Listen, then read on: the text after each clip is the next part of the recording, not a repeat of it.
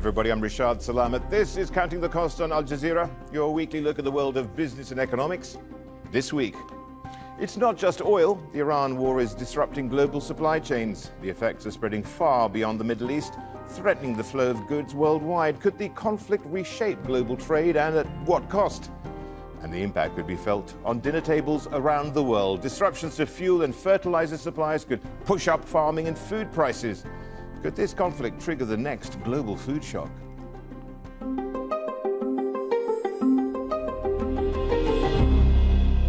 First came the energy shock. Now the Iran war is hitting something even more basic: the food on your plate. With the Strait of Hormuz effectively blocked, shipping lines are suspending bookings, vessels are being rerouted, and supply chains are under strain. The disruption is pushing up the costs of almost everything from factories to supermarket shelves thousands of miles away. The longer the Iran conflict continues, the greater the pressure on businesses and consumers worldwide. The United Nations warns rising food, oil and shipping costs could push an additional 45 million people into acute hunger, taking the global total above its record of 319 million. Could the Middle East conflict trigger the next global food shock, and who ultimately pays the price? Fintan Monaghan reports. Iran has been threatening shipping through the Strait of Hormuz, a key shipping lane. And disruption to global supply chains is being felt around the world. Some cargo from the Gulf is being rerouted by land. Hundreds of trucks have been backed up at many Middle East border crossings. But redrawing trade routes will cost time and money, and that expense will be passed on to the global economy and ultimately the consumer. Many sectors will face disruptions, but everywhere won't be affected equally. The spike in global food and fuel costs could leave millions of families priced out of stable foods, particularly in import-dependent countries like sub-Saharan Africa and Asia. One of the biggest impacts may be on global food production. 1/3 of the seaborne fertilizer trade passes through the Strait of Hormuz. Gulf nations make several vital ingredients. The cost of two key inputs, urea and sulfur, are up more than 35% since the war began. Even the US, which is largely insulated from many of the trade disruptions, is preparing to subsidize its agricultural sector. I have been in conversation with the Hill on that as they're looking at additional funds for our farmers. So at this point, everything is on the table. This president is convicted. He is resolute. He will stand with our farmers. He knows that it's a national security issue, and we're on it. Right now, farmers are making long-term decisions on what to grow, based on the cost and availability of fertilizer. So even if the crisis ends soon, the impact on food supplies will last much longer. African countries are among the most reliant on fertilizer imports by sea and will likely be hit the hardest. Kenya, Somalia and Tanzania all get more than a quarter of their supply from the Gulf. Sudan gets half. And in places like Gaza, where humanitarian emergencies have already pushed the population to its limits, disruptions to vital supplies of food and medicine could mean the difference between life and death. On the Straits of Hormuz, I'm really worried about food costs, energy costs, as you say, fertilizer costs. I'm worried that actually further escalation will damage other supply routes. All of this has a direct impact on our humanitarian supplies, including going to areas of key need in sub-Saharan Africa.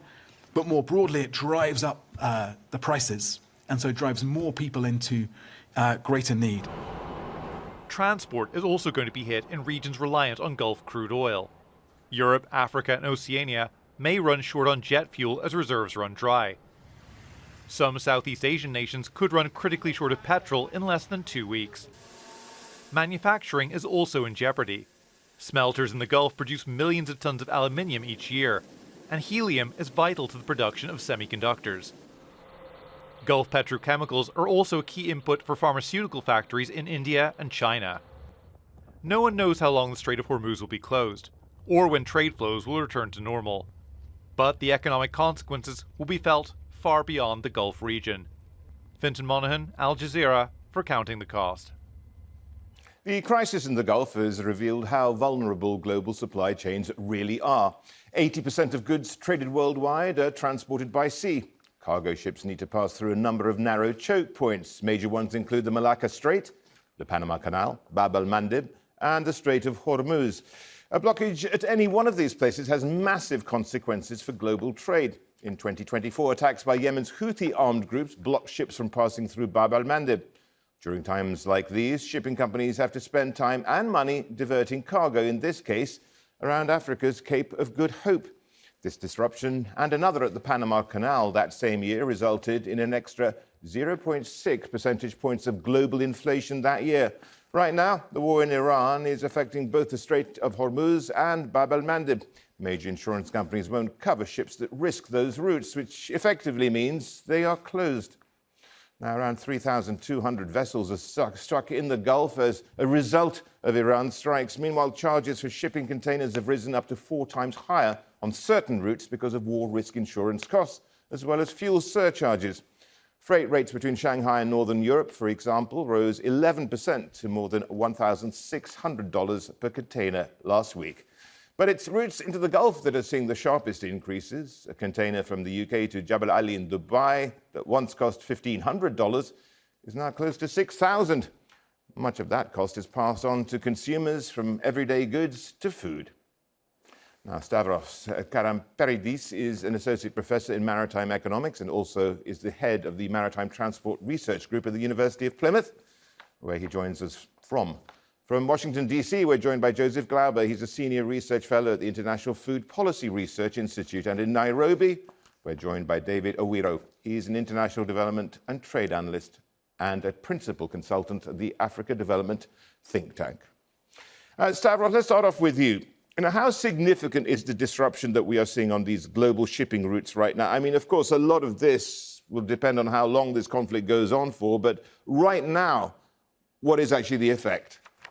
Thank you very much, Rhys, for having me in the show. And to be frank, it's kind of difficult to say what exactly the impact is going to be. But as you nicely summarized in your introduction, we've seen that, for example, the cost of bunkers, which is the actual fuel for moving those vessels, has doubled up since the war has begun, from nearly $450 US per ton to nearly 900. Insurance costs, as you said, they skyrocketed. So we can see that long term, for vessels that are trading in the region, but also globally, they're going to have a huge impact in terms of the overall operational cost. And that, of course, is going to be moved to the final consumers, because we have to consider that when we pay for the transportation of the goods, that kind of money will end up to the final customer. Joseph, are we at risk of food shortages anytime soon? And if so, which are the parts of the world which are likely to be the most vulnerable?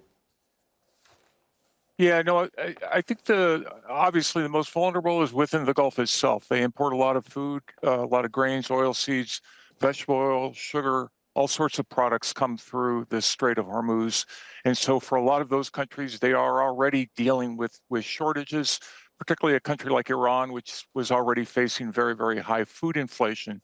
I think the longer term concerns obviously are on the fertilizer side, because it is, as was pointed out in the introduction, such an important exporting region for particularly nitrogen-based fertilizers, but also phosphate and sulfur as well, which is an important ingredient in phosphate production. But those impacts, I think, are much harder to kind of anticipate or estimate what those impacts will be.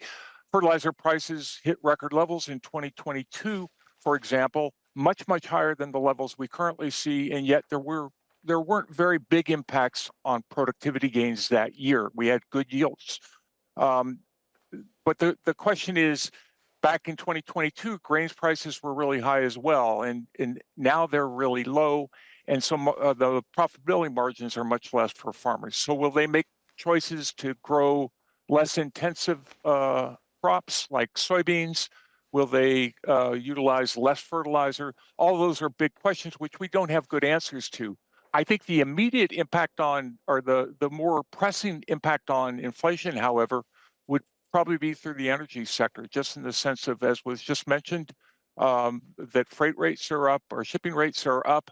Also, transportation rates within countries, getting that food from the farm to the retail shelf, there's a lot of energy embodied in that. And those sorts of costs will, I think, have impacts on the overall macroeconomy, but food prices as well.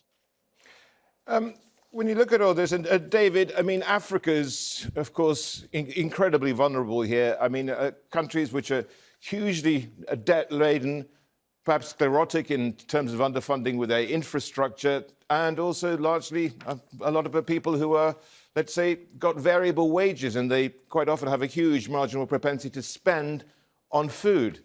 Yeah, you're right. Africa is particularly vulnerable, given that this presents a compound crisis. Not only is it an energy and food crisis, but also it's finding Africa within a contextual framework where the aid architecture is weaker. There's zero fiscal buffer in terms of social safety nets and government response, and so much of the effects, the macroeconomic effects, are likely to have a much greater impact. When it comes to food, for instance, we've already talked about the high or the rise in fertilizer costs, or even the availability of fertilizer. This is likely to, lead to, present decisions that are being made right now as regards the planting season in East Africa, for instance. So down the line, 3-4 months, when the harvest is coming, it's likely to be a more depressed harvest. Likely because of inadequate fertilizer input, as an example. Yeah, Joseph, I just want to get your sense of, and David and Stavros as well, of just what actually, it's not just fertilizer. We've got urea, which is used in fertilizer. 33% of global shipments go through the Straits of Hormuz. Methanol, Saudi Arabia, UAE, and Iran produce about, 22% of global supply. We've got phosphate fertilizers, ammonia, sulfur, polymers, and interesting enough, also helium, with which of course used in magnetic resonating systems and semiconductors. And Qatar provides 30% of the global supply here. So it is actually much bigger in scale and wider in scale than one would have anticipated, Joseph. Yeah, I know it's interesting to me. I track these sorts of things as part of my job, and it was interesting. The first few days or so, most of the focus was on oil, and rightly so. It's a major oil exporting region. But over time, I think the rest of the world has begun to realize just how much fertilizer in particular comes out of that region. The other thing is liquefied natural gas, which is a big feedstock for nitrogen fertilizers. That also comes out of the Gulf. So, if you look at a country like India, which is a fairly major importer of nitrogen fertilizers, a major importer from the Gulf, they are scrambling now to find supplies elsewhere. Stavros, how does this work when it comes to supply chains themselves? I mean, we saw them being rerouted anyway at the start of Donald Trump's first administration with the threat of tariffs. There was a lot of rejigging going on at that point. What about now? And COVID, of course, big part of it. 2022 Ukraine invasion also made a big difference. How does this change the whole dynamic? As you rightly mentioned, all the crises we've recently faced, supply chains are very sensitive to that kind of changes. So as you may remember well, when COVID hit us, we had to reroute a lot of cargo, and of course all that had a cost. What we see this time that's kind of different from the previous crisis is that the sharpness, how quickly things are evolving, and how with the big impact they're having to the overall supply chain. I'm hoping that we're not going to have any further escalation of the overall situation in the supply chains, and hopefully things will balance a bit, because usually, and as we discussed also in previous crises, you have the first shock, you have the first reaction of the market, and then things are going down. Prime example is what we experienced today. When we had, for example, during the night, the hit of the main critical infrastructure in Qatar, and of course the oil price and the LNG price has risen by 20-30% at the beginning of the stock exchange, but after that has dropped down because they realized that it's like, okay, there is a big hit, but we can adjust, we can find alternatives. And I think long term we could find some alternatives. The key question is, what are we going to do now? Because as you mentioned, massive amount of not only oil, which is nearly 1/5 of the global oil and energy that's passing through the region, but also other commodities which are critical for our daily operations are passing through the Strait of Hormuz. David, which countries or economies in Africa do you think are likely to really feel the crunch here from not just the food, but the energy shock which will emanate? Yeah, there are a number of countries here. So the tier of impact, I'd say around 3. The first one is, of course, those that are critically affected. These are countries that not only have a net food or net energy importers, but also are under an IMF program and have high debt to GDP ratio. That, together with countries that have large urban areas and large urban populations. So those ones that face these are practically Kenya, Ethiopia, Tanzania, and those within the Sahel corridor. They're facing all 4 vulnerability factors simultaneously. Second tier is the ones that are high risk. You can imagine these are the ones that have a large population facing crisis of hunger. And these mostly are within the West African belt. So Nigeria comes to mind, Chad, Cameroon, and Niger. The third tier of impact is the countries that are structurally fragile. So these are the ones that do not have perhaps a mode or architecture to deploy a social safety net, or even social safety nets do not exist within those countries. So if you look at Africa, we're talking of countries such as Zimbabwe, Zambia, Sudan, Somalia, and the like. And these are countries that face drought, food, or economic difficulties that compound this crisis much further.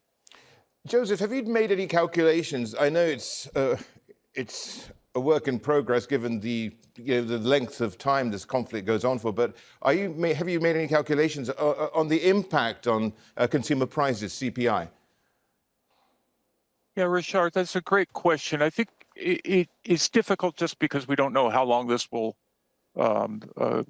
persist, and if this is resolved relatively quickly, then I think the impacts will be would be modest. But the longer this is prolonged, and the more length of time that energy prices remain above $100, oil prices remain above $100 a barrel, and I think that there we will begin to see some inflation threat. How much of it really ends up in food inflation? Again, the commodity side of it, you realize that particularly in developed countries, the farm value of food, the retail food, is fairly small. I mean, really less than 15%. So most of that processing, most of the cost of the retail food really occurs after the farm. So that's where energy can play a potential role here.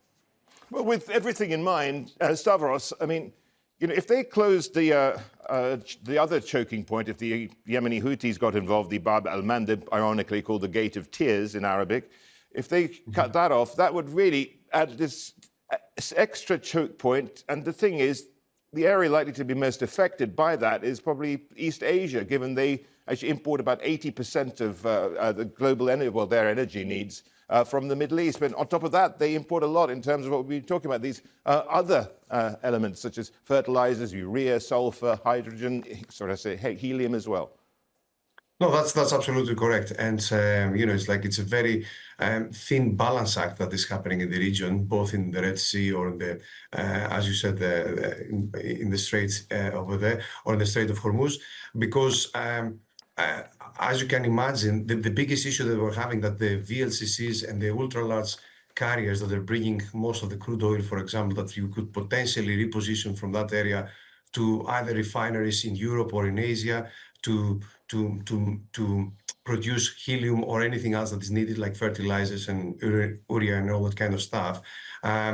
They're not able, those mega vessels, to pass through the canal in Egypt. So that's why it's really important to maintain at least the passage in the Bab al-Mandeb, as you said, open, because otherwise it's going to be a real problem. Because thankfully now, with the pipeline in Saudi, some oil products can be moved from the Gulf in the Red Sea. Yeah, and with all that in mind, David, I mean, at what point do you see actually any effect of this on prices where you are and in other parts of Africa? And if it does continue along that trajectory, would you see political instability also being fomented? Yeah, so of course, some of the examples that we have already talked about are the immediate impacts we've seen on household prices. So how the fuel price hike is leading to more or higher transportation costs, and of course, with transport goes into everything. So already we have got a positive pressure on cost of living across. And when you have these price shocks, finding already an accumulated grievances within these nations or populations in Africa, for instance, that coupled together with poor or weak government response, or even a government that's visibly unable to respond, that creates a very highly unstable situation. So already we know that there are a number of pressures, given that there's zero buffer from a fiscal policy perspective. The collapsed aid architecture that's negatively influencing how governments respond, and their ability to respond already provides for heightened risks of instability across countries in Africa. Joseph, just staying on the theme of politics, I mean, let's not forget that US farmers are going to be paying much more for fertilizers. That's going to feed through into costs in supermarkets. Not a good time when you look ahead to the midterm elections coming up, is it? Considering those very farmers are quite often the base of Donald Trump. Yeah, no, that's certainly the case. And I think for for spring plantings, a lot of farmers in the U.S. buy inputs in the fall right after harvest when they have cash on hand, and they'll buy fertilizer then. So a lot of farmers who are entering the planting season now are probably benefited from the fact that they bought their fertilizer several months ago. That said, there will be farmers who are still buying fertilizer. They will have choices. I think higher energy costs obviously are going to affect all farmers. I think that's the other main thing here, and David mentioned it and Stavros both mentioned, is that these are global markets. So when you're talking about prices rising, they're rising for pretty much everyone. And so I think this comes at a time when margins for farmers are quite low, and they're going to get worse because of higher input prices. The fact that urea prices have gone up 40%. The fertilizer cost for the average maize farmer in the U.S. is probably 35-40% of its variable cost. So it will be a big concern for farmers. Stavros, we haven't discussed Europe. What's likely the impact there? In theory, the impact in Europe would be minimum, because what Europe is importing in terms of crude oil from the Gulf is approximately 5%. But as we're living in a global market, or a global village, as I used to say, is that you have, for example, crude that's been destined for other locations, or for Europe, for example, from other places around the globe, and probably that can be stilled, and I can put it in quotation. So, for example, we've seen examples from Nigerian oil or LNG departing from Europe and then making a U-turn while it was transiting to go to Asia, because Asia was offering higher prices. So that could probably create a potential problem to Europe. But of course, we have to see it more holistically. We have also to consider the cost of moving the energy products from point A to point B, because as you said in your introduction, the freight rates had increased dramatically, and that, of course, will increase even further the overall final goods. I'm going to stick with you, Stavros, just to ask about what the impact of these closures of airspace in the Gulf in particular, which has some of the biggest cargo hubs in the world. What impact is that having? Because that seems like a double whammy. We've really been talking about shipping for the time being, haven't we? True, even that I'm not a truly expert on aviation, but I have a good understanding about it. Of course, we're going to have exactly the same problem. And the good news is that with aviation, we move like only 1% of the global freight in terms of volume. In terms of value, of course, that's coming approximately 15%. So that means that high valuable goods, they usually been transferred with aviation, because the rest 85% comes with the maritime. So as you can imagine, the big chunk of goods are being transported with the maritime sector. But I don't want to underestimate the importance that freight cargo has, because high valuable equipment that we need, especially during crisis, has to be transferred. And especially as the airspace is closed, that makes the overall operation more difficult and more expensive. And that's why we've seen recently also the aviation freight rates going up. Joseph, what's your take on that? Yeah, same thing. I mean, I think in terms of aviation, I think it's important, particularly for the Gulf countries themselves. Obviously, there's a big tourist industry. Those are big airline hubs. in the Gulf, and that affects travel all, for people around the world. So those will be.